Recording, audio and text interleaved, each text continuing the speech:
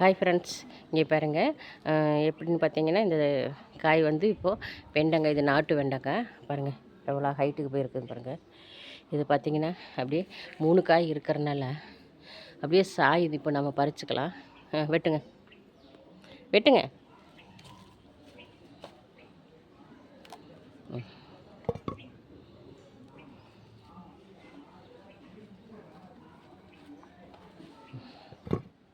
ஏன்னா இது நாட்டு வெண்டைக்காய் வெட்டிடுங்க.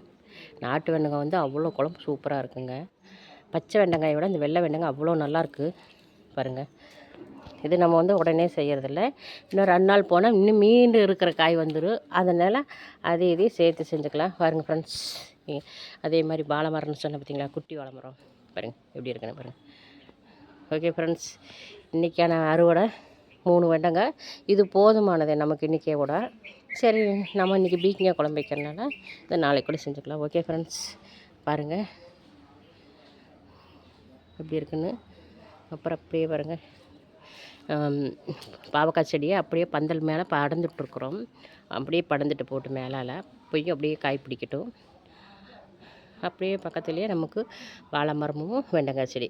ஓகே ஃப்ரெண்ட்ஸ், பாய். வெள்ளை வெண்டைக்காய் யாருக்கு பிடிக்குன்னு கமெண்ட் பண்ணுங்கள். இது நாட்டு வெண்டைக்காய் பிடிச்சிருந்தால் லைக் பண்ணுங்கள். இது ஏன்னா இந்த விதை வந்து ஈரோடு சைடில், எங்கள் மாமியார் ஊர் சைடில் வாங்கிட்டு வந்தது. ஓகே ஃப்ரெண்ட்ஸ், பாய்.